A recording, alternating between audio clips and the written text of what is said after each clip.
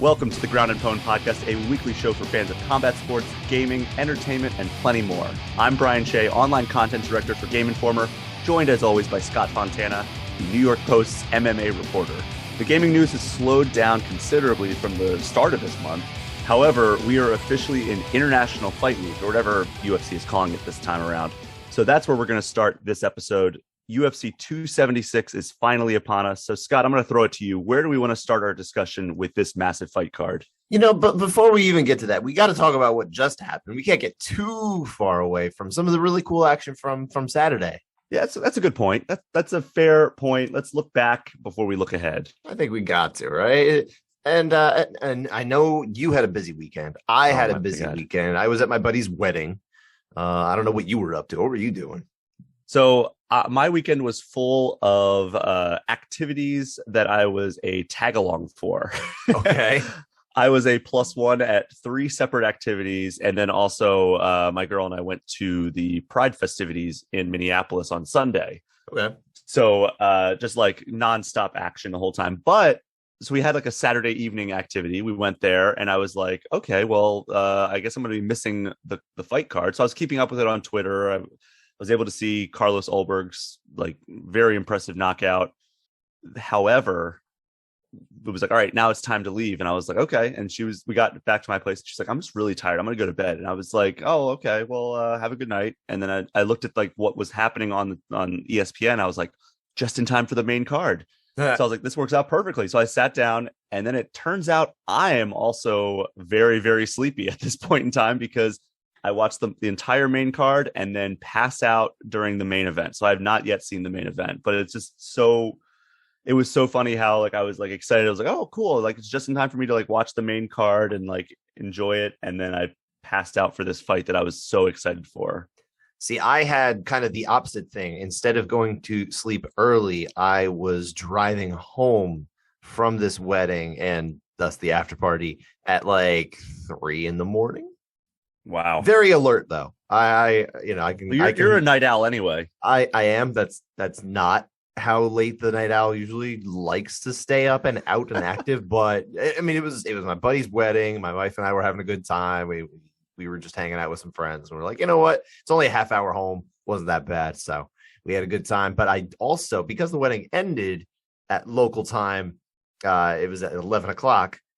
The bus ride home allowed me to start watching the fights near the end of Umar Nurmagomedov against Nate Maness on the main card. Okay. So I watched basically everything from there, more or less. Like I actually dipped out during the heavyweight fight because it was a heavyweight fight that wasn't going the way I wanted, and I was like, I'm gonna move on. It wasn't even a terrible heavyweight fight to be honest. There was some action in there, Parisian and Badeau, but I just didn't have any patience for it. I was just like, and it was swinging back and forth constantly. I wanted it over. I just wanted it over. It felt like one of those fights. I have a very negative opinion of heavyweight MMA.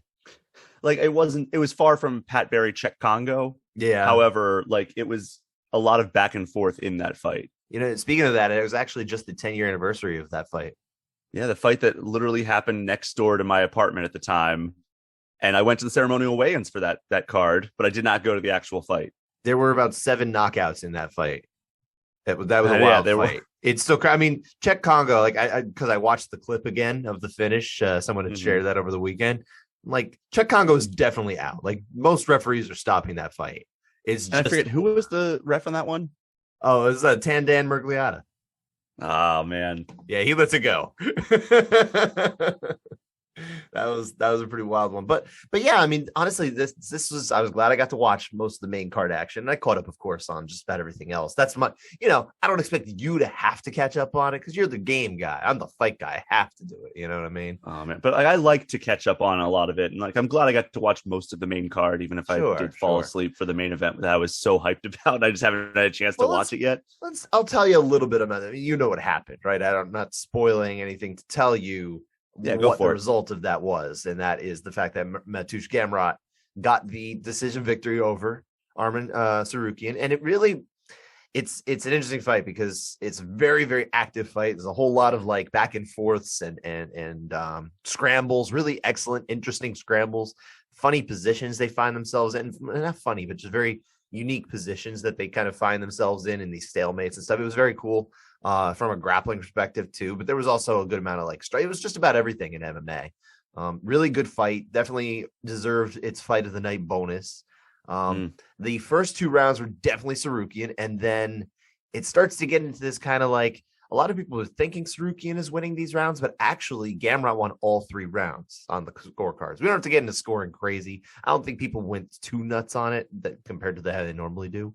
I think most people were just happy it was an interesting, good, fun fight, 5 rounds, and it definitely lent a lot of credence to the fact that this fight deserved to be the main event, even though neither of these guys had real, like, I guess, name value. You know what I mean? So let me ask you this question about it, since I have not seen the fight yet. Like, I woke up in the middle of like round 2 and I was like, oh, I'm like way too tired to be paying attention to a fight right now. These are 2 contenders on the rise when they meet at this point. Do you think either of their stock really drops all that much with a good competitive fight such as this against another competitor? Even with Tsarukyan losing, do you think he really falls that much? Definitely not. Absolutely not. Because again, a lot of people do really think that he won the fight, but a lot of people, no one is really being like, oh, he got robbed. I'm sure there's somebody, because somebody lost a bet, but no, everybody's pretty thrilled with the way both of these guys went. I think Tsarukyan, he takes a loss, but he's going to be right back in there. And I think he looked good in defeat. So I think everybody wins here, more or less, except for, again, you're losing out a little bit of money, you're losing out on the potential victory, and Gamrot will push a little further, but not by much. I think they both come out looking great. So that's always the counter argument, I think, that needs to be spoken up. Whenever you hear people talking about like, oh, this person should fight this person next, like at the end of this, like this person should fight this other rising prospect. And it's always, I think the counter argument is like, if they have an amazing fight that you think they'll have, and that's why you're matching them up in the first place, neither of their stock will rise, or neither of their stock will really fall all that much. And I think that that's an important thing to keep in mind, because it's always like, oh, well, let's wait until they're both like bona fide contenders and they're in the top 5 and they can fight each other. It's like, that may never happen. I remember thinking after your boy Cam Newton lost the Super Bowl, I remember, he was on top of the world. I was like, oh, don't worry, he'll definitely get one somewhere down the road. And then look what happens. Like, you don't know how a career trajectory is going to go.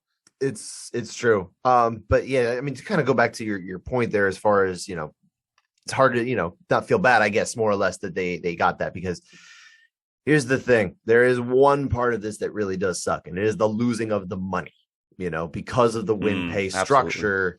I was actually talking this week to Tyson Chartier, the coach of Calvin Kattar, who of course lost last week's fight, last week. I'm losing track, but last week's fight in kind of a heartbreaker. I think a lot of people did feel like he really did enough to win 3 rounds, which is really what you need to be able to say, okay, somebody deserved to win. It's not egregious. There's a way to get there. There was an egregious round in there, but it was, there's still way you can find a way to give 3 rounds to Josh Emmett without going nuts, And I think even he kind of agreed, but it was that round 4 that drove nuts. But I asked him, like, how's Calvin? And he says he feels like he was robbed of $120,000. That's there's that. Awful. That's the thing that you got to really think about here, But in terms of the career trajectory, though, is what I was mainly looking at. Sure.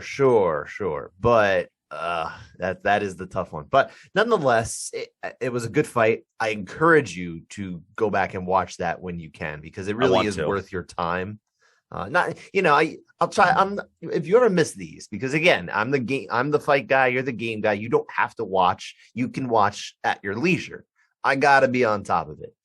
I'll tell you when you don't need to rush to do it. I'm gonna help you out, with my expertise, as I expect you do for me with your gaming expertise. So, Absolutely. I told you, bonus here. I was this whole time, and we're not going to jump over to the gaming side just yet. This whole time, I'm like, I didn't need to encourage you, but I was like, dude, like from what I've played and what I've seen, Shredder's Revenge is 100% what you're wanting, and it seems like it has been. It has. We'll talk about that later when we're before we move on the fight side. Yeah, we got a lot more fight stuff to do. On the fight side, you want to talk about Shavkat Rakhmonov, don't you? Yes. Yeah. Good Lord. Like, Neil Magny is as game as they come. in really any division, but like in that welterweight division, like if you can beat Neil Magny, you are the real deal, especially in the manner in which Shavkat Rakhmonov did. He's a monster. Right? He's just a total monster. Oh my God. Like, I know everybody is so hyped about Khamzat Chimaev, and rightfully so. I mean, you saw what he did to everybody leading up to Gilbert Burns, and then you saw the war that he had with Gilbert Burns, and he came out victorious from that. And it's like, all right, that was his real deal moment. I think that this is Rakhmonov's real deal moment, where it's like, all right, we've seen how he's run through everybody else to this point. Now let's see how he handles just an absolute dog in Neil Magny, and look what he did to him. He also, to go to that comparison between Chimaev, he's faced a much higher level of competition in the UFC in his 4 fights. It is definitely a step up there. So there's a way to look at this and be like, well, honestly, Shavkat Rakhmonov, other than having one of them has the better win, and it is Chimaev, but that's just because who he ended up getting to fight. I think his quality of victory in just about every fight has been better. Because, and I would actually equate this win over Magny to kind of the same one as when Chimaev beat Li Jingliang, because it's kind of the same level of opponent roughly in the rankings. I think Magny is actually has a much more cachet, I guess, at 170 pounds. Mm-hmm. I think we respect him a lot because he's been even higher in the rankings for a lot longer. He's faced a lot more opponents. He's got, I think he's tied with GSP for the most UFC victories, right? That's not a joke there. There's a big deal there. And he went in there and just tooled him just for almost entirely 10 minutes. Tap out came 2 minutes short with the guillotine that Rakhmonov got on him. And I didn't know that he was really going to get the finish in this fight because I'm watching him and he's beating him up. He's winning. He's not going crazy with like the beatdown, but he's just totally outclassing him, dominating him on the ground. I was like, man, is he just going to kind of do this for 3 rounds and get the decision, be first decision? And I'm not saying I'd be disappointed. It's still an impressive performance, but it just didn't look like it was heading toward the finish. And then sure enough, he gets it because this dude is a finisher. 16 fights, 16 wins, 16 finishes. God, yeah, he's just, I don't know, like the eventual Chimaev Rakhmonov fight is going to be incredible if we get there. Like that, it's just going to be like the unstoppable force versus the immovable object, right? Yeah, I worry that this could end up being one of those, man, can't believe we couldn't get that fight to happen sort of things, just because, we're already getting excited for it. And I think we have to be prepared to be disappointed as MMA fans, right? Look, that's just our default state. Exactly. But yeah, I don't know who I want Rakhmonov to fight next. Like there's so many great options. He called out Wonderboy Thompson, and I guess if the UFC wants to just feed Wonderboy to him, that's another way to do it. Yeah, I don't know how much I love that one. No, a lot of fans aren't going to like it, but it actually might make some sense. Honestly, the one name that kind of popped in my head, like this morning, Jorge Masvidal. That's the rankings here. I like that more than Wonderboy. That's the level of fighter that you feed to Rakhmonov, though, as the chance, like, okay, let's see how you could do against this guy. Because if he beats Masvidal, everyone's paying attention now because he still gets the eyeballs. Okay, so Rakhmonov, before they update the rankings this week, Rakhmonov's 15 in the UFC rankings. Right. So he just beat Magny, who was 10. You think about guys Think about guys who are not like also like rising and they're too high up in the rankings. That probably have to be somebody kind of like either stale like ish or like coming down in the rankings, like on the way down. You know what I mean? The only 3 that really make sense to me are Masvidal at 8, Luque at 6, or poor Gilbert Burns feeding him to another prospect. I hope they don't do Gilbert Burns. I think Gilbert Burns he earned a higher level of opponent, I think, just because he put on such a good performance there. And he's a damn good fighter too. I think amazing. There's other things you can do with him. I was just saying in terms of like the long established names kind of that are coming off of a loss. Those are the ones that make sense. But I don't want Gilbert Burns either. I want him to have kind of a bounce back fight instead of having to fight another super prospect in the welterweight division. I still think it makes as much sense for Burns, even in general. Like forget about what we want. I think it just doesn't make that much sense right now. I mean, maybe the next fight, but Other opponents, absolutely. I mean, there's a ton of guys at welterweight. There are a lot of ways to do this right. So I'm sure they will. I look forward to him getting in there. I hope he gets in there soon. I want to see him again this year. Oh yeah, and I mean, it's not like he's taking a ton of damage in any of his fights. No, definitely not.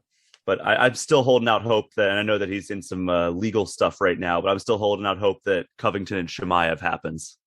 That would be fun. That's honestly, that is my most wanted fight in that division right now. Because it's like, at first it was like, all right, are they going to do an interim belt? If they do that, then it should be Edwards and Chimaev fighting for it. But since now Edwards and Usman are officially fighting, that's all I want now is Colby Covington versus Khamzat Chimaev. I'm not necessarily advocating for this from a like, hey, this makes sense standpoint, but I sure wouldn't mind watching Rakhmonov against Colby Covington after what I'm saying Chimaev. No, I don't know. You're saying even against Covington. Oh, okay. I like certain opponents for Colby Covington because I want to see what would happen. I'm just curious, like, that's all. It has nothing to do with Colby Covington. Not at all. Also, this is not me throwing shade at the man because he's coming off a horrific injury. I am very surprised Chris Weidman is still in the middleweight rankings.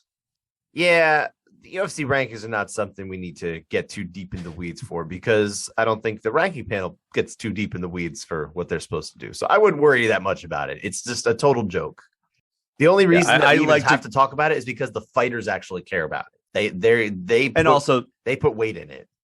And also, that's how the promotion often decides who's going to fight who at the top of the division anyway. Not necessarily, especially when it comes to the title picture. It's like, hey, you're a body that's available, right? we have this vacant lightweight title.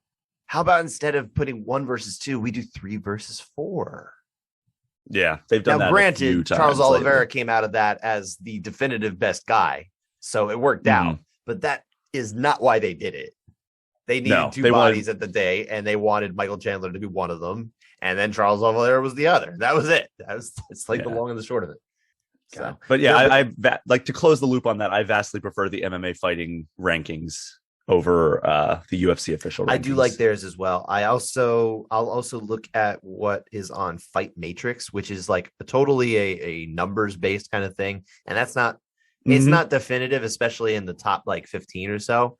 But they rank so deep down, like there's like 500 lightweights and all sorts of things. So like it's very useful when you're looking at probably say other promotions and trying to at least figure out roughly how accomplished some guys are outside of the UFC. It's very rough, but at least it gives you something. So I like that. That's what I like about Tapology is like, you'll see how they're ranked overall in the world. Not just I prefer Fight Matrix to Tapology's rank. It's the same deal. I'm gonna add that to my favorites bookmark bar. There you go. But yeah, so where are we going next on this? I think probably just to close off on this fight card, I'll just tell you a couple fights that I would say for you to check out if you didn't get to, because I know you tuned in. You told me before you tuned in for Carlos Ulberg for his victory, and then you missed Chris Curtis getting the win over Rodolfo Vieira. I think that's a decent fight to watch. It's not a great fight, but it's a decent one. Watch the finishes from early on. There were 2 first-round finishes that you missed, Cody Durden and Mario Bautista. I'll let you watch them for yourself. You can get them done in about 5 minutes with your coffee tomorrow or something if you want it. So that's easy. But yeah, honestly, decent card. I was pretty, I was satisfied with it. I wouldn't say it was amazing. I wouldn't even say it necessarily lived up to kind of our expectations for it. Probably just a little below it. But the main event, I think, lived up to it. Actually, I'd say that did. It was the rest of the card that was like, yeah, it was okay. It was not bad. Okay. Well, I will try and catch up at least on the finishes because I always like to do that. And then, or at least seek them out on social media because, we get a lot of highlights posted on social media. So that's always a good way to kind of get a feel for how these fighters are ending their fights, if nothing else. And then also I want to watch that main event at some point. Sure. Of course. That definitely will. If you don't watch that, sir, I'm going to question why you're on this show. We're going to start having to have a segment of like, is Brian actually a casual? I know. Have to have like a jingle for it or something. I think you're more than a casual, my friend. I think you've earned your chops. But if nothing else, I'm an informed casual. I guess, sure, something like that. Whatever you want to be is okay. If you kick me off the show, I'll start my own MMA podcast called The Informed Casual Hour. Or what if we split it off and now I'm just ground and you're just pwned? That's all it is. I'm ground, that's pwned. It's like a morning zoo talk show. Yeah, exactly. That sounds terrible. It sounds awful. I think that's probably all we need to say about this particular weekend. Let's look ahead to next weekend. But actually, even before we get to the fights, we didn't even put this on our little outline here, but it's UFC Hall of Fame inductions, sir. It is. And I don't want to neglect that because there are two absolute legends going in this weekend. There's no doubt that these two are two of the most accomplished men in UFC history, and that's Khabib Nurmagomedov and his pal Daniel Cormier. What a duo! Class. What a duo to get inducted together. It's a very impressive class here with just the two of them alone. And then there is also in the fight wing, because obviously they also induct fights. There's the Cub Swanson versus Doo-Ho Choi fight, which happened, of course, at what was it? UFC 206? Yes, UFC 206 in 2016. So yeah, was that recent? Yeah, it was. Wow. It was. For some reason, I thought that was like further back. I'm a little surprised they inducted such a recent fight, like you're saying, because they put in last year Jones versus Gustafsson 1, and that was I mean it was a damn good fight, right? But it was only I think 8 years removed from it. This is only 6 years removed, so yeah, it's even more recent. So it is what it is. It was a great fight. That fight in particular. I was at where was I? I was at a Tilted Kilt watching that one. Oh my God, the Tilted Kilt. Yes. This was where you could watch fights like that. We always just found whatever, bar, restaurant was playing them. And because nobody wanted to pay whatever money it was then, probably $45, and then 2 years later it was 75. But so it's not that. But yeah, I walked past. I was downtown Minneapolis for the Pride Parade and the Pride festivities yesterday. This weekend, okay. On this past weekend, and I walked past the Spearmint Rhino Gentlemen's Club. Ah, yes, we have one of those in New York. And the sign outside that was as big as the sign that said Spearmint Rhino, a bright red sign that said UFC lives here. And it's like, okay, well, if the Tilted Kilt falls through, I guess I can go to the Spearmint Rhino and watch the fights. Hey, if I recall, Frank Mir actually was once a bouncer at the Spearmint Rhino in Las Vegas. Yeah, I don't want to get thrown out of the bar by Frank Mir. No, that's not what you want to happen. But back to the Hall of Fame here, sir. Obviously, that was an amazing fight. Let's focus real quick on these two fighters. Just kind of what's your best memory? I guess let's start with Khabib. What's your best memory of him as a fan?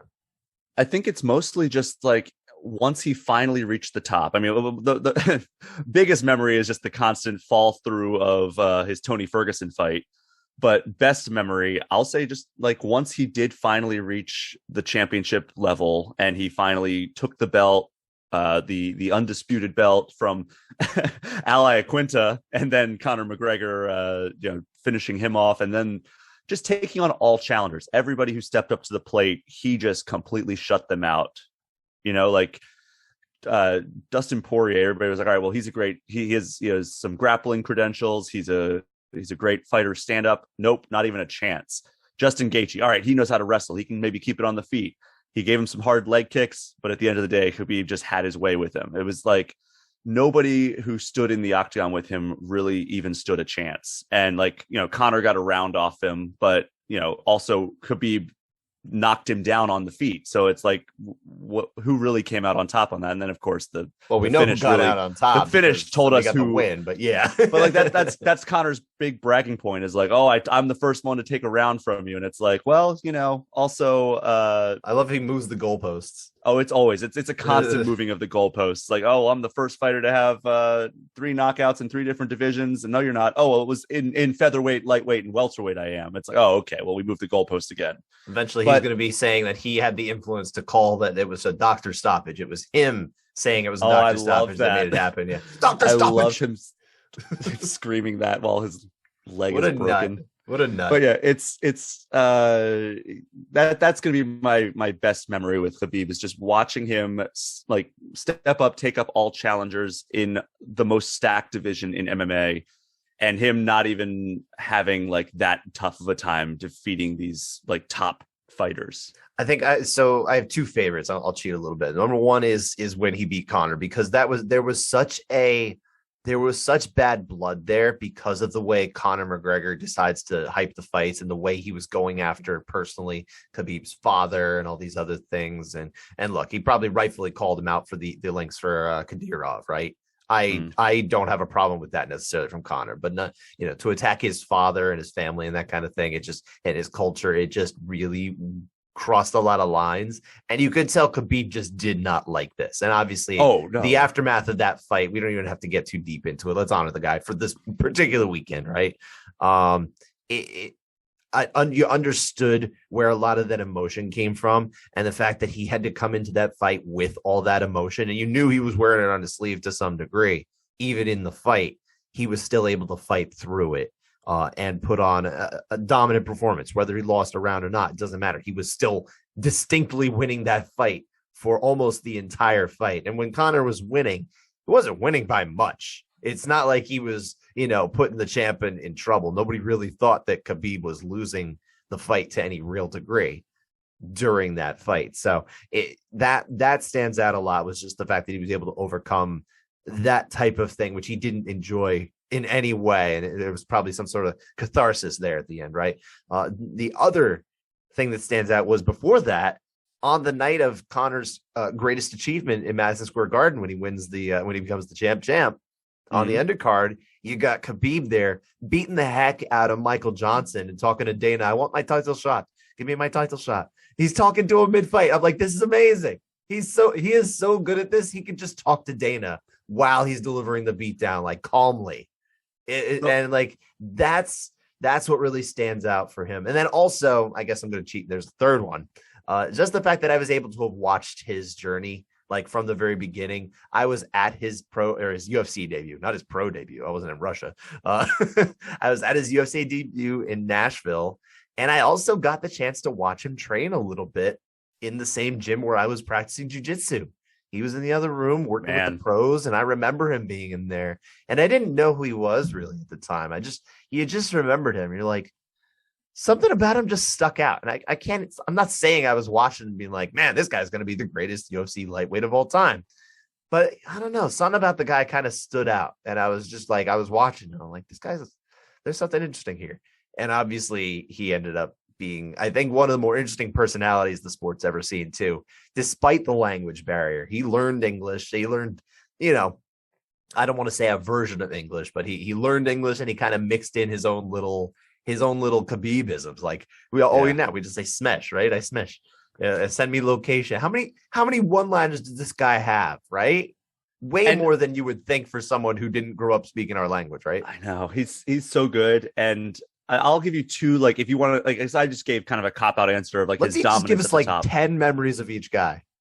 So I'm making fun of myself. I'm making fun of myself. When Khabib we'll go one adjacent to yours, when he was fighting Conor, I'll drill down even deeper into that. When he was sitting there basically eating all of this trash talk that Conor was giving him in the pre-fight, just like sitting there completely stoic. Like he'd throw back something every once in a while, but mostly he just sat there and took it, right? Mm-hmm. during the pre-fight, like press conferences and interviews. I was at that press conference, by the way, at the Garden. Yeah, that was the darkest press conference I've ever seen in my life in combat sports. It was definitely weird to be there too, because it looked like Conor was very drunk. Oh yeah, and he was passing around the whiskey and kept putting it in front of Khabib, and Khabib was like, "I don't drink." And he's just like, "What do you mean you don't drink?" Culturally insensitive, yes. At least he wasn't a 50-year-old man sitting in an Irish pub, or else he would have gotten the left cross. Yeah, that wouldn't have worked out for Conor, though. No. So they finally get in the fight, and of course, Khabib's doing Khabib things to Conor, and he's ground and pounding him and saying, "Let's talk now. Let's talk now. Let's talk now." And then Conor gets up and goes, "It's only business. It was only business." And as Khabib's walking away, he goes, "Hey, let's talk now." That's easily my favorite, like, singular Khabib moment. But what I love about that, though, is the fact that Conor really thought that what he was doing was mutually okay. That's what that tells me. He really thought that Khabib just didn't mind it. It's like, oh yeah, we're gonna make some money here. He clearly just doesn't understand what makes this man tick. This goes back to that Luke Thomas point that I brought up earlier in like our run here as a podcast when we were talking about Jorge Masvidal's alleged attack on Colby Covington, and where he just said, some people just aren't going to play those games. Mm-hmm. And it's like, yeah, we saw what happened afterwards and during the fight, and yeah, that is I think Khabib is very clearly one of those people that's not going to play that game. I think fighters in general are on the whole, I think you can find them to be very reasonable, genial people. I've had so many great interactions with fighters over the years, but you've also seen a couple of certain characters, and I think we can probably figure out who they are just thinking very quickly, but I won't name anybody. Certain characters, they're just built a little differently, and they may not react the way that you as a normal person might in a situation, so don't assume they will. So then I'll have one more, like, this isn't even a Khabib memory as much as it involves Khabib. And that is when Kevin Holland was being wrestled to death by Derek Brunson. And he saw Khabib ringside. Yes. And he's like, help me, brother, help me. Tell me what to do. That was good. That was really good. That obviously is post active career, but it is a fun memory. But that's the thing. We still have him. I mean, he was in the corner of Umar Nurmagomedov over the weekend, which, for the record, anyone who's fighting a Nurmagomedov and they're on the way up, like, just find a way to get hurt. Don't take the fight. Do something. Fight them later. Like, if you don't be afraid to fight them, just be like, what if we did this later when I get more out of a potential win? Because right now you're just being fed to the Nurmagomedovs. You don't want that. No. And it's always to reference another podcast again, the co-main event, whenever it's like somebody is on their way up and it's like, all right, this is like the big prospect, and they book like somebody that maybe isn't the biggest name against them. It's like, well, I don't think they're trying to get into the U business. I think they're probably trying to get into the Nurmagomedov business with this one. Yeah. That's indeed how it is booked when you have that, I think. But yeah, so we got to talk about DC too before we actually get into the actual UFC 276 fight action.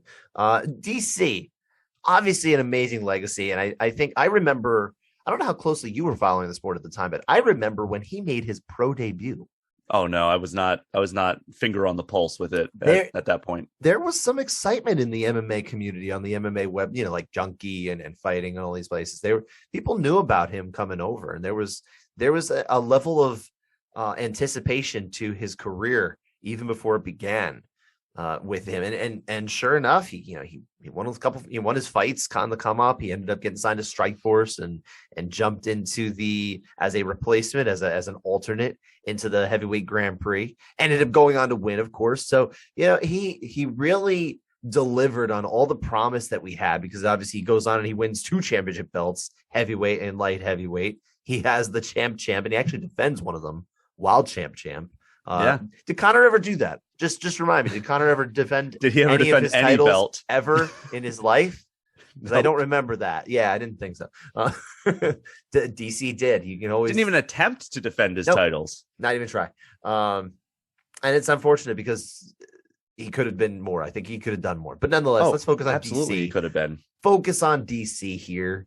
It's really impressive that he was able to accomplish everything he did. I didn't think he would ever be a 2-division champion. I thought, okay, you know what? Once we saw how good he was, maybe he is the heavyweight champion. But to go down at light heavyweight, and look, I think you have to at least concede that John Jones' troubles are the real reason that opened the door for him to be able to be the light heavyweight champion. But nonetheless, it was still the opportunity was presented for him. He ended up defending his championship 3 times at light heavyweight. That's actually more than his heavyweight career.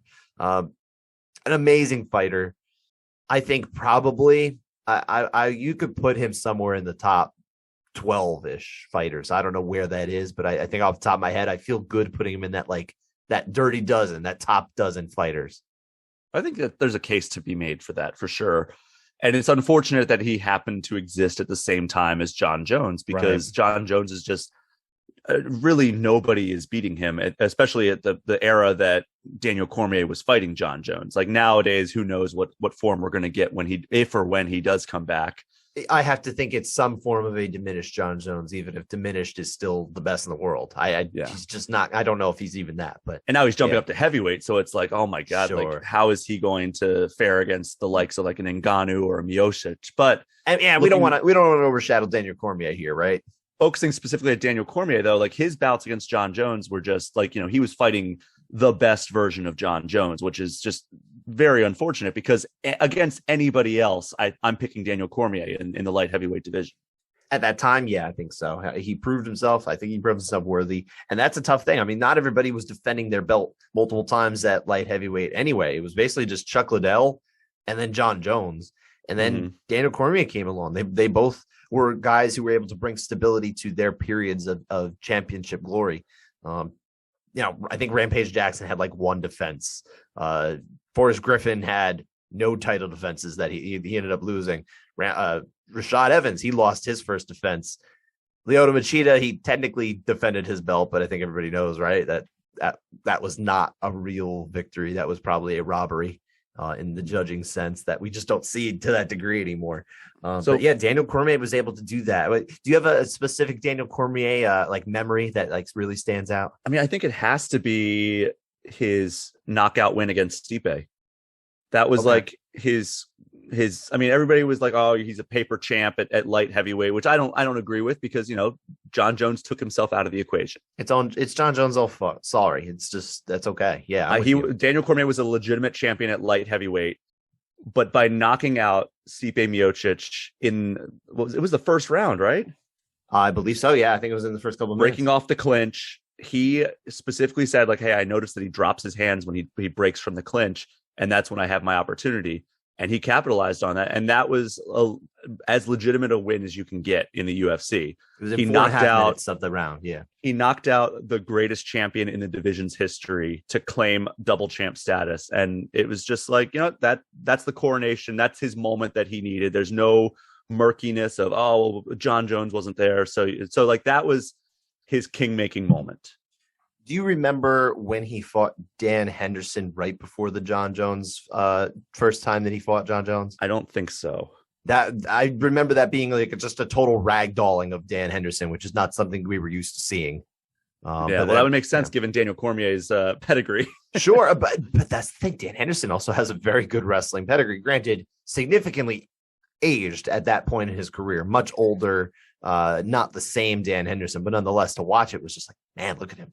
That was impressive. There was not a passing of the torch necessarily, but like once that happened, you just knew like, okay, this guy he looks the part of somebody that's actually going to have problems for everybody. I would say aesthetically, he didn't always look like the guy you'd be afraid of in a fight just because he was, not like super muscular. I mean, super strong. No question, but he doesn't he almost looks like he's like kind of built like Barney Rubble. In the sense that just like a barrel chest and all this kind of thing, but everything he had is functional. Like he was a functionally strong man, and that's all you need. And that's how he was able to, first muscle, and then he became a very good striker.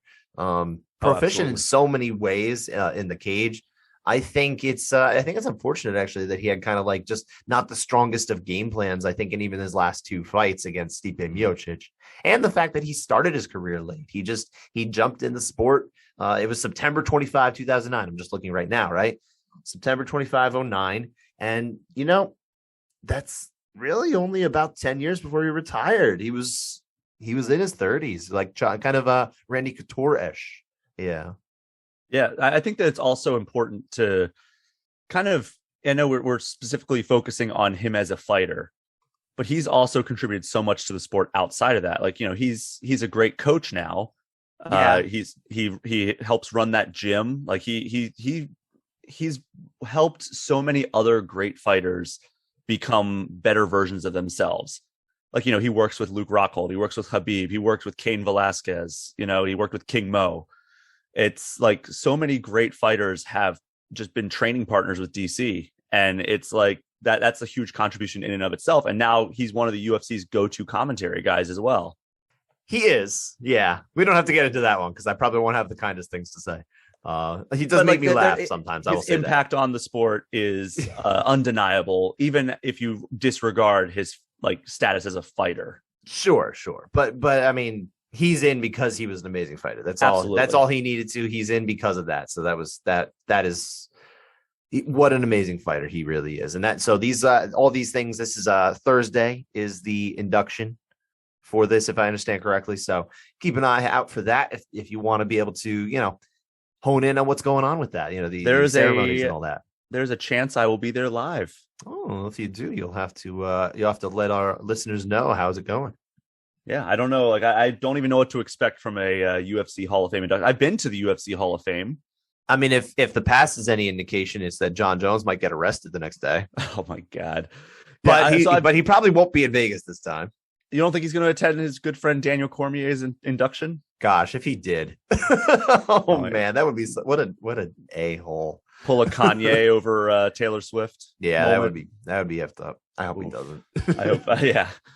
But yeah, so moving on to so Friday. Let's get to the actual. Oh, what about Friday? So I'm going to be in Vegas starting on Thursday. I'm hoping to go to the UFC Hall of Fame induction ceremony on Thursday. Friday, I actually bought ticket to UFC X, which is like the fan expo. Mm-hmm. I have no idea what to expect. I'm assuming there's just going to be a bunch of fighters standing around at booths, and you can go up and like pay a certain amount of money to take a picture with them or pay a certain amount of money for an autograph, which I don't see myself doing too much of that. But like, it'll be cool to like walk around to see all the memorabilia. I think like they have like, they used to do this at the ceremonial weigh-ins. Like you would just be able to go up and like take pictures with like, they had like this little trailer and they'd have like a UFC like VR or motion control experience. They'd have like, here's a replica belt you can take a picture with. Here's like Hoist Gracie's gi from UFC 1. When did they start doing this? Because I used to go to those as a fan, like early on. Before I remember started when I went to media. 10 years ago, when I went to the Barry Congo weigh-ins, they had a little trailer off to the side. The weigh-ins were at Heinz Field, and they had a little trailer off to the side. And I walked past right into the trailer, and they had like all this stuff in there. But like, I think now that's the type of stuff they have at UFC X. Like they don't travel with that stuff anymore. It used to be kind of like a cool little, thanks for coming out to ceremonial weigh-ins. And like Stephan Bonner was just hanging out, and I like got a picture with him. But like it was fun. So I'm excited to see like some of that memorabilia and like, there's Cody Garbrandt signing some autographs. I'm not going to pay for an autograph, but cool. Nice to see you from a distance, sir. Yeah, there you go. Like, that's what I expect on Friday, but Saturday is where the real action's at with the fight card with Israel Adesanya and Jared Cannonier at the top, and then a fight that I'm very much looking forward to, Alexander Volkanovski and Max Holloway 3. Now, hold on a sec. You have been saying Adesanya in a different way lately, and then you switch back. What are you doing? What are you doing here? Because I get very confused with if I bounce back and forth between them too much, I just stumble over the word. I understand. It's kind of an off pronunciation for like people from America, right? It just, you don't put the accent on the same type of thing that you think of. But because of you, actually, sir, I went and found the clip from, I want to say it was from the MMA Hour or one of Ariel's shows, right? Mm-hmm. And it was him saying his last name, and he says Adesanya, like a diss on you, almost in a sense, right? Adesanya. Yeah, that's how I've remembered it. And of course, like hearing the UFC broadcast and everything, because apparently what Ariel was saying, host of the MMA Hour, as if we need to tell you that, but you ever heard of Ariel Helwani, everybody? I mean, maybe somebody's coming from the gaming side and they don't. Maybe that's true. So basically, he was on this whole kick while he was still with ESPN saying a diss on you. And then I guess ESPN was told him to stop saying it that way because it was confusing listeners. Of course they did. That's like, it always reminds me when we have the pronunciation or spelling kind of things. I always think of Hakeem Olajuwon, another Nigerian, much like Israel Adesanya. Hakeem Olajuwon coming up. I don't know if you know much about this. I don't know how much you followed basketball, right? But 90s hoops were my jam. Oh, there you go. But actually, by the time you and I were probably paying attention, he was spelling his name with an H at the beginning. But it used to be spelled with just an A, A-K-E-E-M. back when he was in college, all the way through the pros for like many years. He didn't become, for people of America, Hakeem with an H until like the early 90s. So he played like several years of his career with his name misspelled. And he just didn't say anything. So that almost reminds me, like sometimes like people with names that are difficult for American audiences to pronounce, they will just concede to the American pronunciation. I found, like, I was interviewing somebody recently and I was like, oh, is your name pronounced this way or this way? And he was like, it's actually pronounced this way, but everybody just knows me as this now. So I just go with that.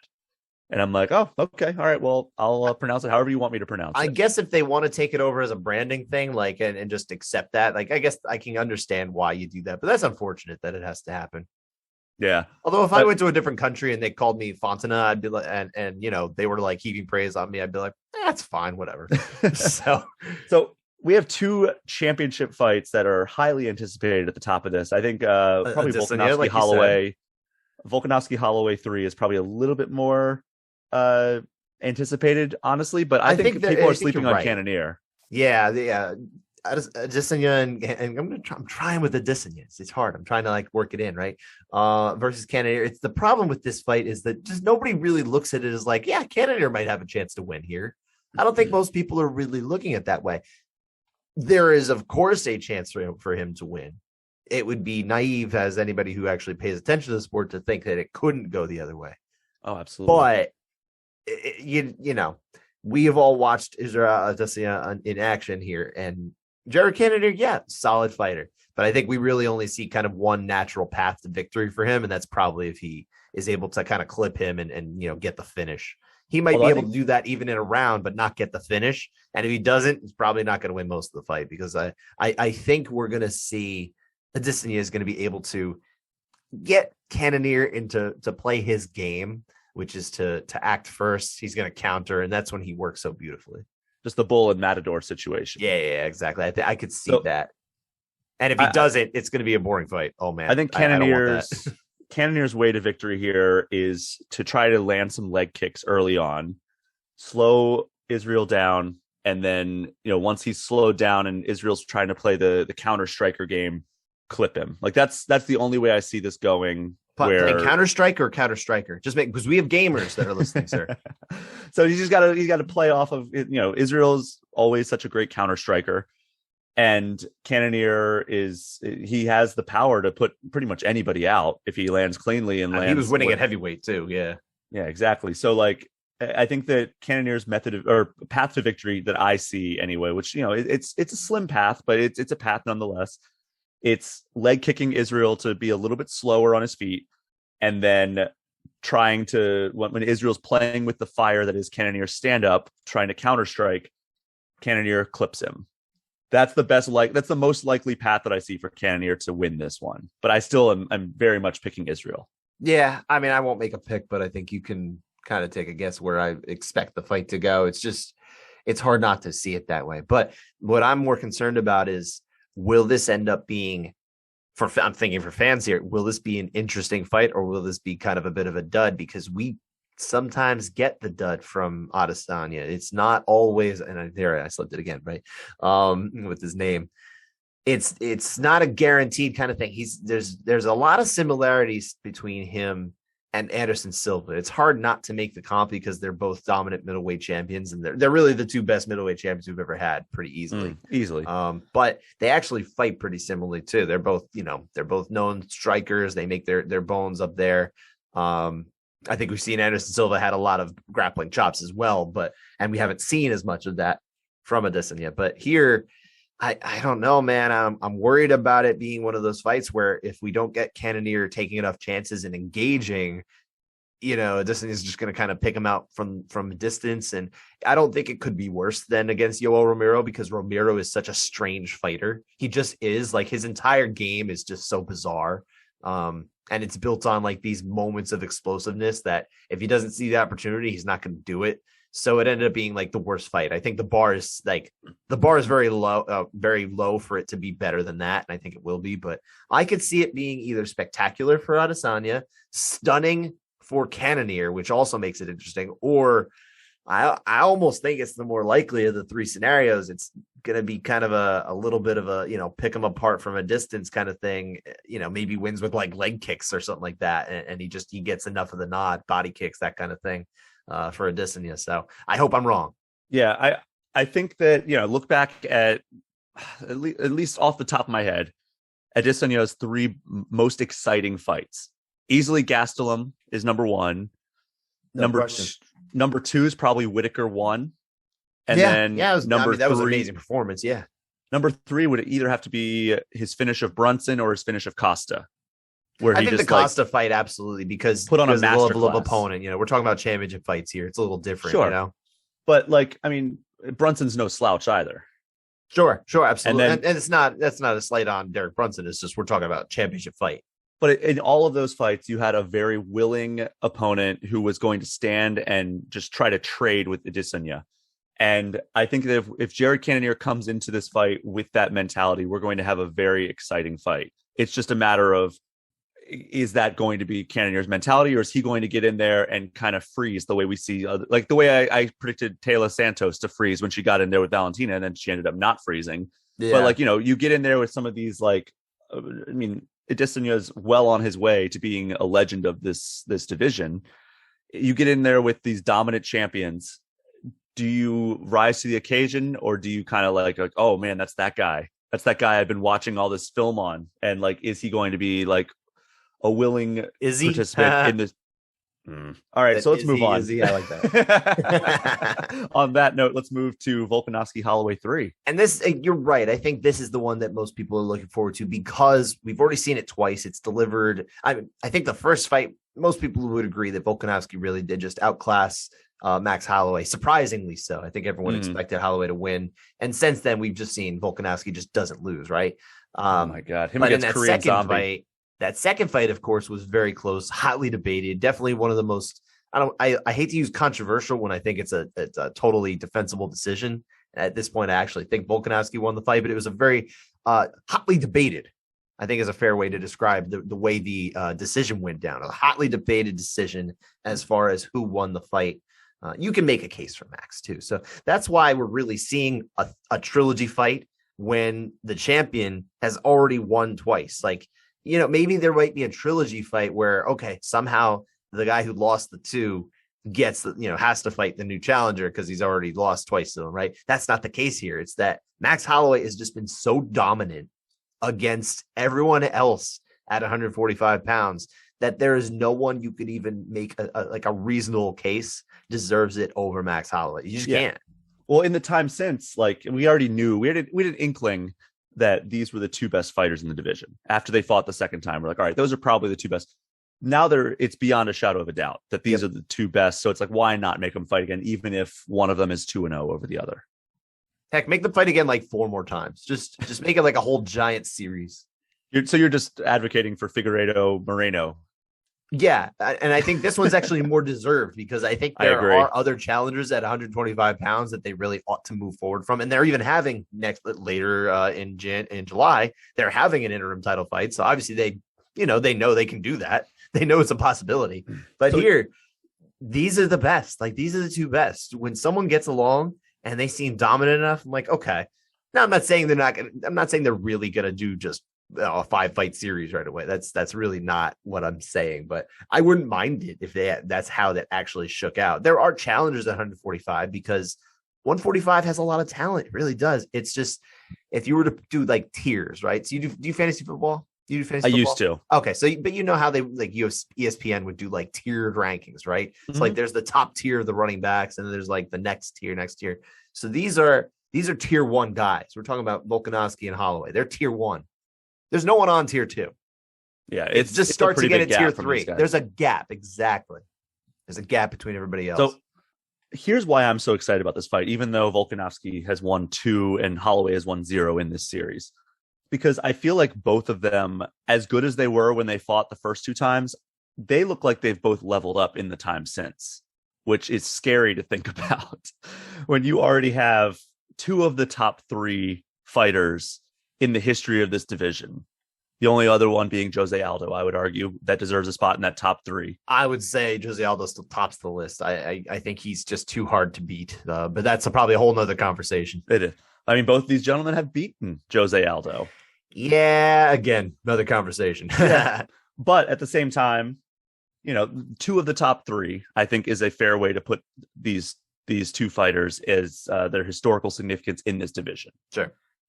And you have them fighting, and they were already very, very good when they were fighting. Holloway was all-time great in terms of like his stature in the division at that time.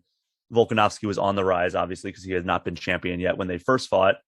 Now they're both so established, both so good that it's undeniable that these are two all-time greats from this division fighting maybe at the peak of their power. Like we've seen what Holloway has done to Yair Rodriguez and Calvin Kattar in the time since their last fight. We've seen Volkanovski against Korean Zombie, Brian Ortega. Like, these are just unbelievable fighters that are going to be, we're going to look back and be like, wow, we got to see these guys fight 3 times, maybe even more than that if Holloway ends up pulling it off. But like, especially if Holloway wins, you're right. It's like, oh my gosh, we got to see 2 of the greatest of all time in that division fight 3 times. And that's kind of a really special thing.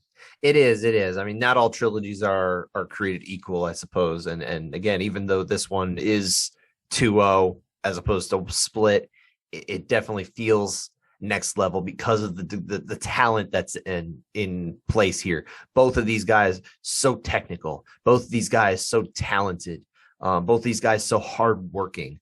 I think they're both pretty easy to like too. Honestly, I had back in April, I had a lunch, like a media lunch with Volkanovski and his wife and some of his team and everything like that. And him and his wife, super nice, they seem genuine too. Like, if you're looking to like somebody, if you're a fan, you just want to be able to like someone who seems like a decent dude. Volkanovski seems like a decent dude. And he likes Alex, by the way. He'd rather be called Alex, but for whatever reason, for fight promotion, that's just how they've done it. And he just kind of rolls with it. But if you ever meet him on the street, he'd probably rather be called Alex. Really? Mm-hmm. Interesting. Yeah. And then again, Max Holloway, I mean, everybody loves this guy. Like, he's very authentic too. We see obviously the love that he has for his now wife, and of course his little buddy, right? His little amazing son. He loves that's like dad goals, right? Watch really them. is, yeah. They're just such a great little team. So and he loves Little Blessed. It's interesting that he wants to go by Alex. Yeah. But his nickname is a play off of Alexander the Great. That was why. That's exactly why. Okay. It's the Alexander the Great thing. If he was just Alex, it wouldn't make it, because he's of Greek and Macedonian descent, so it obviously ties in very, very distinctly to Alexander the Great. So he's like, okay, I'll just do it for that purpose. But again, the man's just Alex. That's how. He's happy either way. I think he'll answer to whatever. But yeah, you can just call him Alex. I'm sure he does to some degree, but I probably won't call him Volk next time I talk to him, which we were supposed to talk last week. And then it kind of UFC media stuff had to juggle it. So we're hopefully supposed to talk this week, talking to Max Holloway this week as well. I talked to Adesanya on Friday. So, and here's a lesson. If you're media listening to this for some reason and you ever interview Israel Adesanya, do not ask him yes or no questions, because he will answer yes or no. Make sure if you do, you're ready with your follow-up question. Because did you ask him what he's playing right now? No, I didn't. I did not ask him what he's playing right now. Last time I talked to him, though, I asked him what one of his favorite games of all time was, and he did say Def Jam Fight for New York. Oh, yeah, that's right. You did say that. Yes. We have that in common. We're kindred spirits in that sense. So I think we need to look at... Or it might have been Def Jam Vendetta, actually. He said Def Jam Vendetta. I want to correct that. Okay. We need to look at the rest of this card before we move over to a very brief gaming segment here. It's an amazing card too. Like, let's start with just the main card. And we lost a main card fight in Misha Tate was supposed to fight Lauren Murphy. Lauren Murphy, it sounds like, got COVID. Not much you can do there, so that fight's gone. That's unfortunate, because I was actually really looking forward to that. That was going to be a good fight. I think it would have been an opportunity for Misha to potentially get herself back into like an immediate title shot situation here at 125 pounds, making her UFC debut down there. That would have been a big win for her. Not going to happen. We don't know at this juncture, Monday morning, who is going to be the fifth fight on this card. They haven't really designated that. But we do also have Sean Strickland and Alex Pejera, who is, of course, the guy who beat Adesanya twice in kickboxing. Yeah. That's the one that like everybody should want because it's a much better story, and also because Sean Strickland is a crazy person, or at least plays one on TV. Yeah, exactly. Yeah. Yeah, I think that if Pejera wins this, he's either fighting for the belt next, or he's going to be a number one contender, like fighting in a number one contender bout. He'll be next. He's going to be next. They put this fight on this card for this reason. That's absolutely. True. There's no question. Adesanya doesn't seem very interested in any other fight really either. I think this is the one that everyone wants. He knows it's the one everybody wants. He doesn't look very far down the rankings, but like I looked at the rankings the other day, and it's hard to find anybody who either is not coming off a loss or who Adesanya didn't beat 1 or 2 times already. So you can't really give much credence to anybody else. And granted, Pejera is not even close to the rank, the top 10 right now. I think where I'm looking at Tapology right now, they have him at 19 for whatever that's worth. So he's not even in the top 15, right? But Sean Strickland is number 4, and I think viably so. He's a viable top 5 middleweight. And that's with counting Adesanya as number 1. So he's not very far behind in these particular rankings. You get a win over him. I mean, okay, fine. You're in that top 5. If you're a top 5 guy in a division where the champ's been beating the other top 5s, you get the next shot. It's really not that hard. It's not unfair.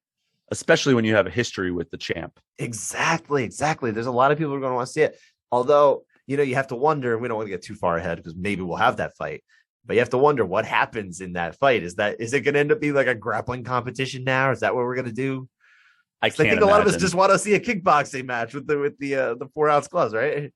God, that would be such an anticipated card. I feel like the UFC could sell the hell out of that. Exactly. So they're definitely counting their chips one way, but we'll see if how Sean Strickland decides to approach this. Sean Strickland is the type that he'll sit there in the lead up to a fight and be like, God, I really wish I could just murder somebody in the cage. Like I have a bloodlust that I want to take somebody's life in the cage. And then he'll get in there and he'll point fight for 24 minutes and then be like, come on, hit me at the end. Yeah. Like, it's obviously it's salesmanship. That's why I saw plays something one on TV makes sense, right?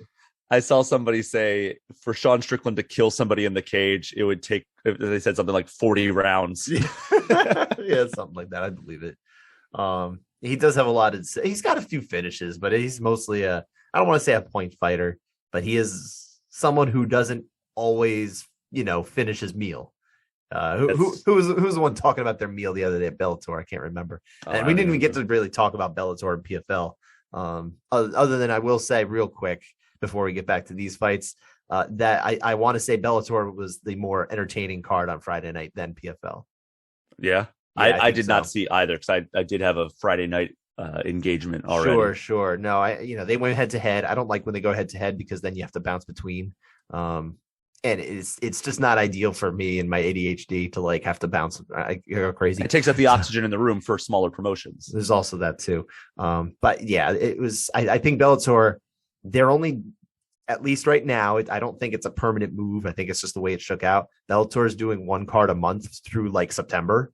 And I think that's allowing them to stack their cards better.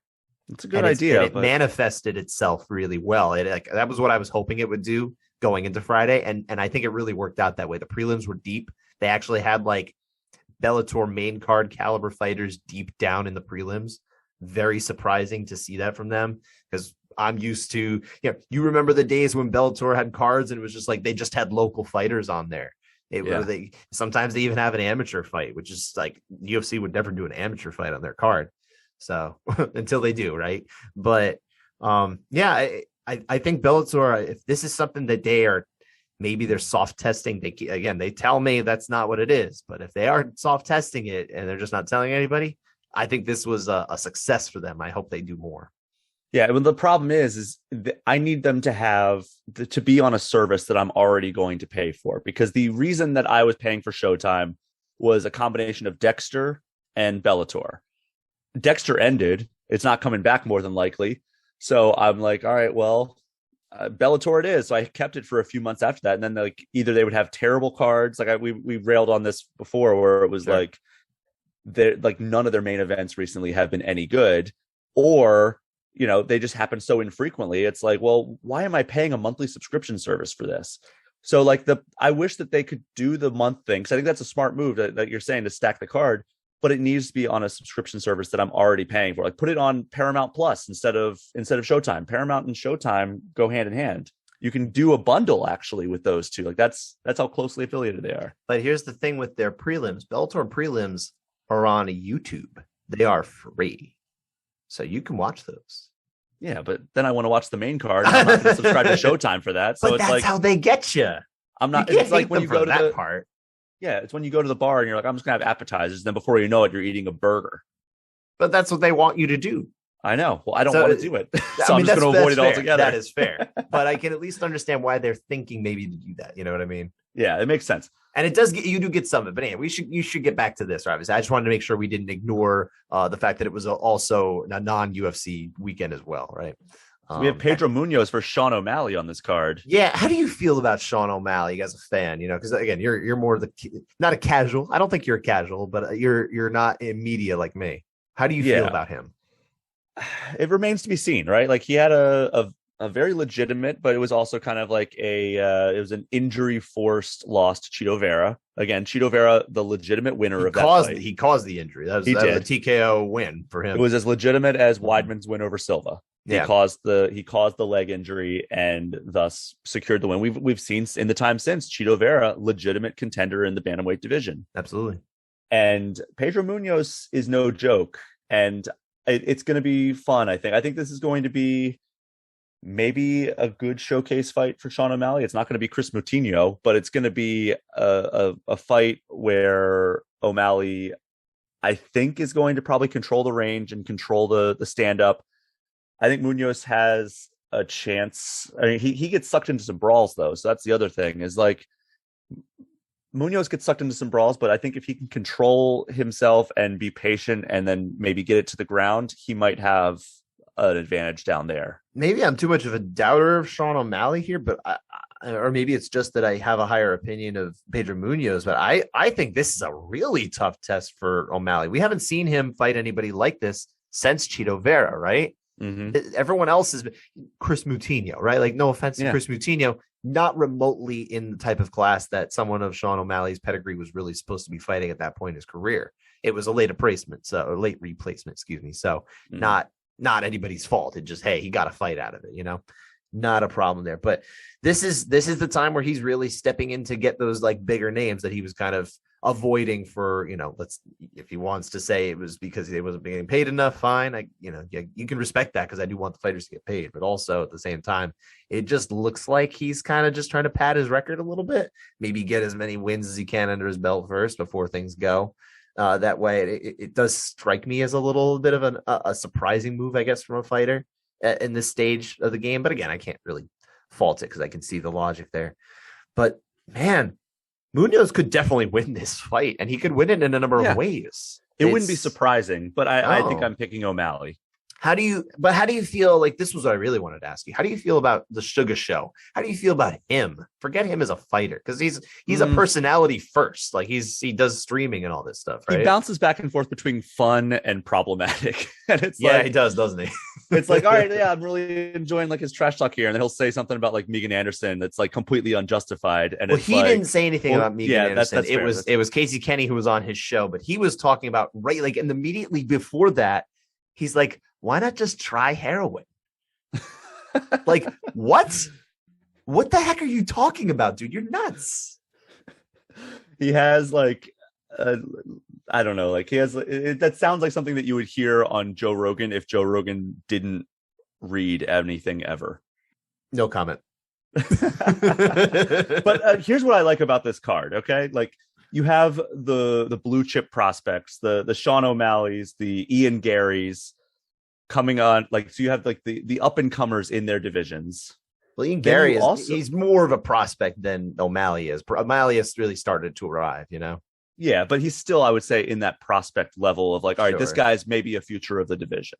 Yeah, that's what the UFC is looking at him. They're booking him up until this point very beneficial matchups. Mhm. Aside from Chito Vera, which maybe the UFC didn't realize what they had in Chito Vera at the time that they booked that fight. It's one of those things where they weren't in the business of getting, they weren't trying to get into the Chito Vera business with that matchmaking. Yeah. They were trying to get into Sean O'Malley business, but then Chito Vera happened, and guess what? Now they're in the Chito Vera business. You look at this card, you have the Sean O'Malley's and the Ian Garys, the big up and comers. Then you have some legitimate legends. You have the Robbie Lawlers, you have the Donald Cerrones, you have the Jim Millers. Like, there's a good balance of champions, contenders, up and comers, prospects, and legends. And they're stacking a lot of that on the prelims here. You want to talk about accessibility. These are on ABC. Yes. The prelims are on ABC. You don't need a cable subscription. You can just buy an antenna for $20 and you can catch these fights. This is the cheapest MMA that's out there. So it's really exciting when they put the fights on ABC. This is the first time they've done ABC prelims. And the card just for the prelims is Donald Cerrone against Jim Miller, who Cerrone stepped in last minute, for Bobby Green was supposed to fight him. I actually spoke to Jim Miller for my Q&A series the day before the fight switched. So a few of those questions kind of got thrown out. You'll never know what he said about Bobby Green. But that's an interesting rematch against Jim Miller in his 40th UFC fight. 40. God. Do you realize that not only is he the only fighter in UFC history who will have more UFC fights than he has years on the planet? Number one, that. Number two, you played the old UFC video games, right? Tie this into ground and pound. You played those. When you played the career mode, what happened when you got to about 40 fights? Oh, you retire. They made you retire. You didn't get to choose. You had to retire. No one's making Jim Miller retire. He's still going. No, he's still making a name for himself in terms of just building his legacy more and more every single fight. He doesn't look like he's washed up or anything. He's on a 2-fight win streak. And he's got two straight TKOs or KOs. He only had 4 before that. So he's already inventing himself, right? Yeah, he's terrific. He's still competing, not at the top, the highest level, but he's competing very high level here. I've been covering Jim Miller since literally the beginning of my MMA media career. He and his brother were the first 2 guys that I was really covering regularly because they were local to my newspaper, right? And for the longest time, Jim had always said, I'm much closer to going up to welterweight than going down to featherweight, because he's not the biggest, tallest guy out there. But he always maintained, I'd really rather go up to welterweight so I don't have to cut and I feel much stronger. This is the first time he's actually fighting in the UFC at welterweight. So he's finally getting this because of the late notice of it, because Donald's a bigger guy, because he didn't want to make the cut, having had his fight fall out recently against Joe Lozon for the second time.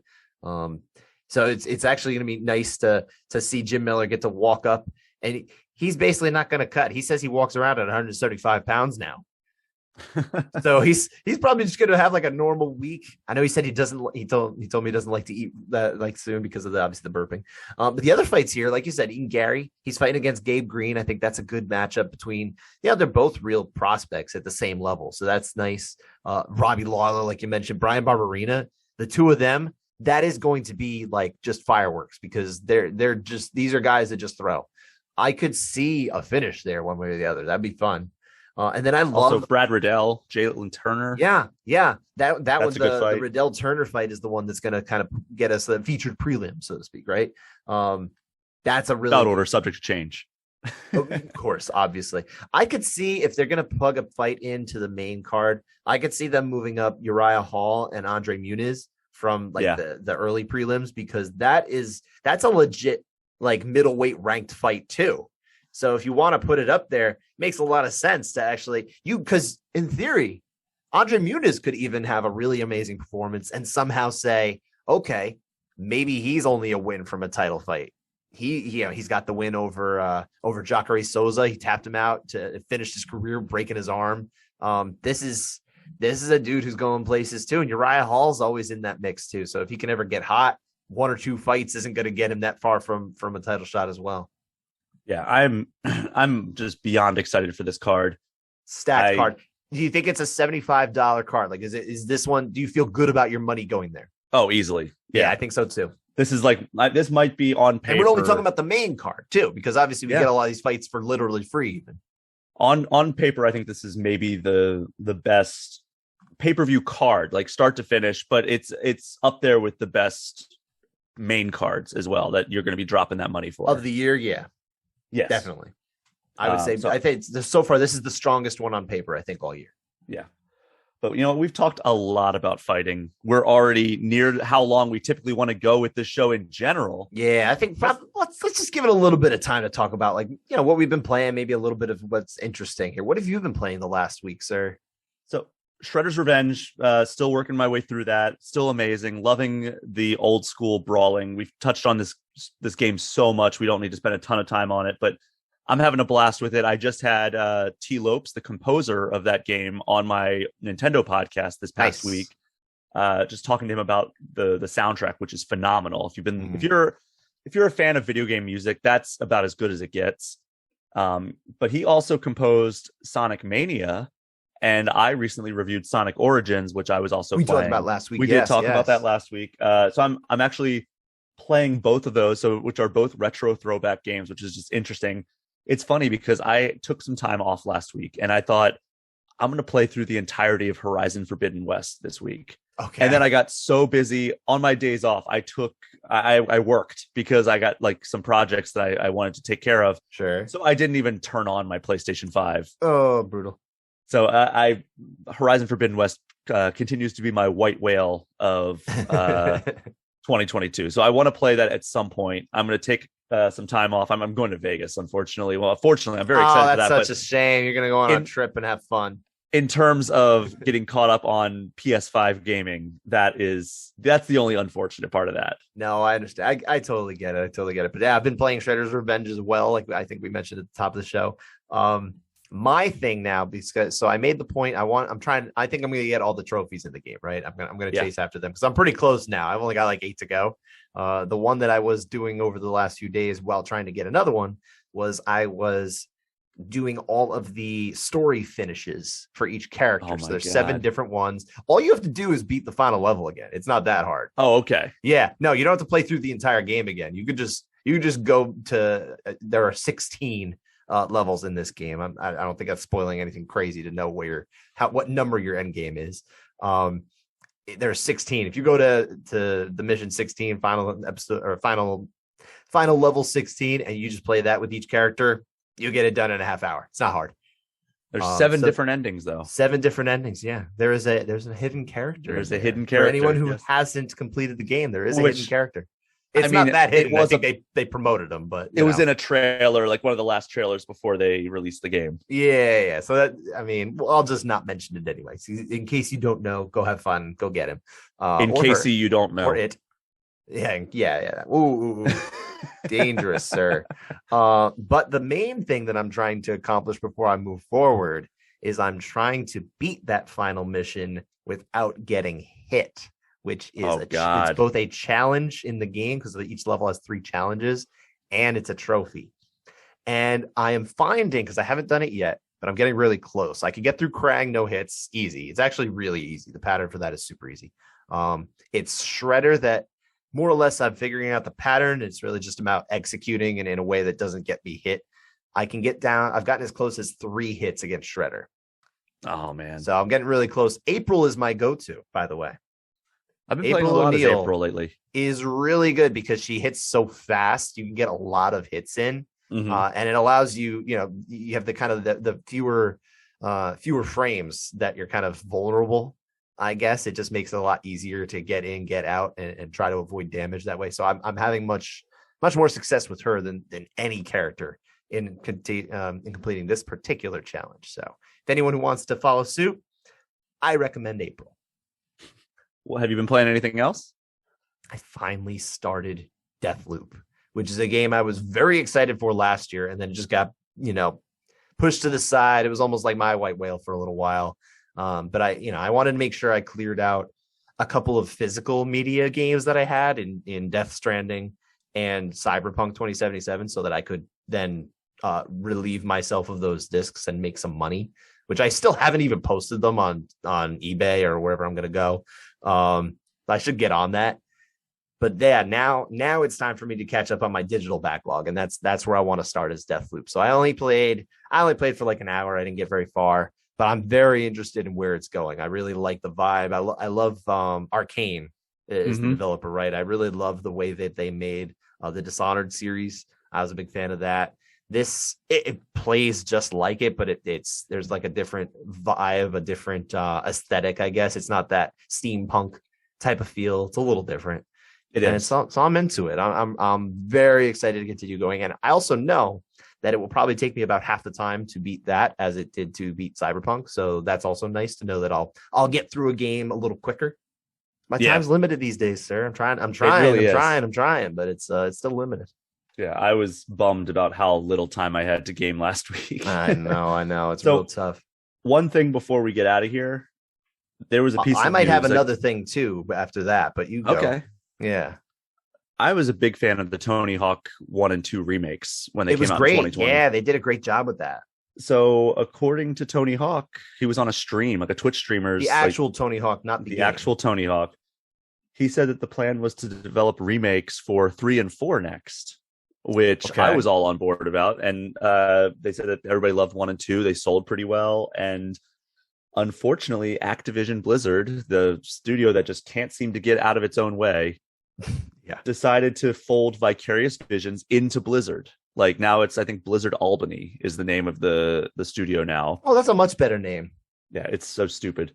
But he said that once that happened, that plan basically died. And he said, here's a quote from Tony Hawk. He said, the truth of it is they were trying to find someone to do Tony Hawk's Pro Skater 3 and 4, but they didn't really trust anyone the way they did Vicarious. So they took other pitches from other studios, like, what would you do with a THPS title? And they didn't like anything they heard, and then that was it.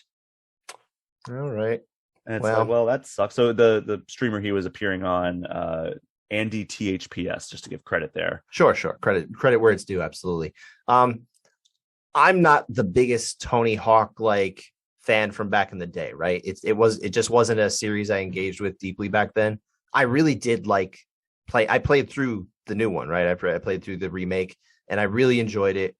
And I could see why other people are bummed, such as you, that won't get the chance to play 3 and 4. But I will say, 1 and 2, there's a lot of replay value there. It's a lot of fun. I think you could still get a lot of miles out of that game. And it's unfortunate you won't get more. But how many more are they going to make? And there were a lot of Tony Hawk games, right? There was also the Underground series. There was all these things, right? I would say that 3 and 4 and Underground 1 and 2, those would be 2 more packages I would love to have. Well, maybe they'll actually go back to Underground. You never know. They're kind of closing the door, I guess, for now on 3 and 4. But what if they go back to Underground at some point? Because there's a little bit of a different vibe to it, right? Yeah, but Tony Hawk seems to be indicating here that even after they folded Vicarious Visions into Blizzard, they took pitches. Activision had taken pitches from other studios, and they didn't like anything that they heard. So then they were like, "Well, that's it." Yeah. So it sounds like nothing is happening with the series, which sucks because it finally felt like the series had a good future for the first time since like the PS2 days. Yeah, I understand. I'm sorry for guys like you, but there's other games out there too. There's like Ollie Ollie World. I know is one that people like. It's a very different Switch. Skater game, but it is it kind of can hit that fix, I guess, in some ways. EA has a new skate title coming out. Yeah. It's not a genre that's been abandoned. It's just, unfortunately, you're not getting the remakes of these games. And, I feel for you. But what was the other thing you had? Well, I wanted to ask you, because, and this is non-gaming, non-fighting, real quick before we go, Obi-Wan wrapped up, sir. Did you watch the finale? Of course I did. So let's talk a little bit about this. Let's give a real spoiler warning, everybody. If you don't want to be spoiled as to the ending of Obi-Wan, thanks for listening. We'll catch you next week. But yeah, Brian, what were your thoughts on Obi-Wan? Spoilerific. This was a show I was just so excited about, right? Like I think Ewan McGregor is the best part of the prequels. I think Ewan McGregor as Obi-Wan Kenobi, best part of the prequels. And anytime Yoda's jumping around. I'll take Obi-Wan. But so just to have him come back as that character was exciting enough. Then to add Hayden Christensen into the mix, then to add all these other elements, you get you get more Darth Vader versus Obi-Wan lightsaber battles. Like, oh man, what more could you want? And then I wasn't in love with the way the story was progressing. Like, Sure. like it felt like there was a lot of like, for it being a 6-episode series, there was a lot of filler. It felt like. Yep. You hit the nail on the head, sir. And it's like, we only have 6 episodes. Why are we doing so much filler? And like, there would be episodes where it's like, all right, here's something that's happening. And then it would end and be like, oh, we're right back to where we were when we started this episode. This episode really meant nothing. Like maybe, okay, it gave Obi-Wan a little bit more confidence in using the Force again. But like the episode where they're in the underground base or the underwater base, it's like, all right, we started this episode. Obi-Wan is chasing for Leia. And then like we ended the episode. All right, Obi-Wan is trying to get Leia.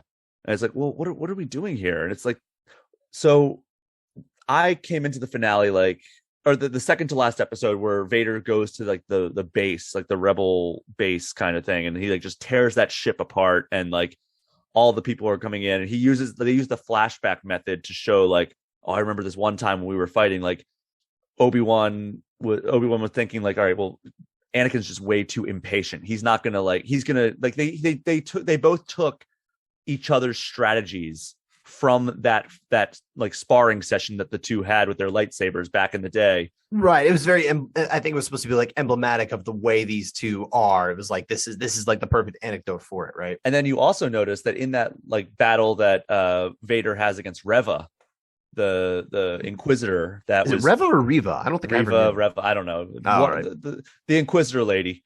Yeah. The third sister. The third sister. She tries to kill Vader, and like Vader just kind of toys with her because he's just so powerful at this point. And he does the trick that Obi-Wan does against Anakin in the sparring, where he kind of like pulls his lightsaber out of his hand, and he does that to Reva. Yeah. Whatever. And it's cool to see him like borrow that same method that Obi-Wan used to defeat him. But anyway, that episode, I was like, all right, that was the episode I was kind of waiting for. Then we got to the finale, and I was like, all right, this is the episode that really made it. It took it to the next level. It was a show that I thought was okay all the way through. The penultimate episode was good, and then the finale was one of my favorite pieces of Star Wars media ever. That's high bar, sir. Yeah, I think that it's fantastic. The finale elevated the series as a whole from okay to pretty good. So here's kind of my take on the series as a whole, and I don't disagree with anything you said as far as, you know, the filler and that kind of thing. And it hit me while I'm watching this finale, which I thought was really good. I didn't love it to the degree you did. Of course, you really loved it. I thought it was very good. I really enjoyed it. But it hit me as I'm watching. This was supposed to be a movie. This should have been a movie. 100%. Like this, if it wasn't for the failure at the box office of something like Solo, this would have been a movie. But somewhere along the line, they figured, hey, we can get this done. Why don't we sneak this in as a miniseries? And I'm guessing here, and I'm kind of projecting what I think happened here. It certainly seems like they said, well, why don't we just stretch this out a little bit? Let's make it into a 6-episode arc as opposed to a 2.5 hour or 220 movie. But this was a 220 movie. This really should have been a 220 movie. And I bet you someone like Topher Grace, who likes to edit Star Wars movies into his own versions of it, could probably take this and turn it into a 2-hour, 20-minute movie that would be much tighter, much more engaging.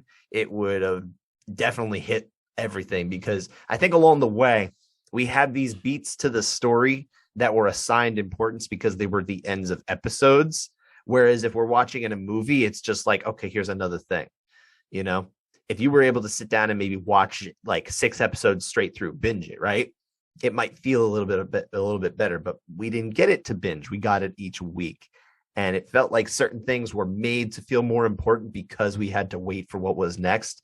And it just didn't hold, I think, enough of our not, I guess, interest is probably where I would say it wasn't. It was like, okay, we're back where we started like 2 episodes ago. Yeah, like we could have just. What if we just cut those 2 episodes out entirely? You know, Yeah. and it was kind of disappointing. They really ought to feel like they can do 4-episode miniseries or 7. It doesn't have to be 6. Like they Mandalorian, I think, is what, 8 or 10 episode seasons, Something like that. 6 I know is shorter than even normal, but I mean, shoot. A 4-episode miniseries would have been perfectly fine too. It would have been really tight. You tell it over a month, And I think that would have made it much better, but everything got it stretched out. The other problem I have, sir, is the mismarketing. It was the misdirection of like, oh, this is going to be the Darth Vader and Obi-Wan kind of tale we've been waiting for. It ultimately got there. It took a long time. They did not in any way market the whole Leia thing. And I get it. They wanted there to be a little bit of a surprise there. But like the surprise was gone within the first few minutes of the show. Like it wasn't that. Just tell us what we're getting in for. I didn't like that. And it felt like a little bit of a just misleading. And I didn't like that. Yeah, the Leia storyline was hit or miss for me. Yeah. I think it was hit early and then it dragged. Yeah, a little bit. And it was like, okay, like, are we done with this Leia story? And then she was back the next time. And like, I really like Leia as a character. And the little girl who played Leia in this show, fantastic. Just amazing actress. Hopefully has a bright future ahead of her. But I think that for me, what really sealed it was that final confrontation between Obi-Wan and Vader.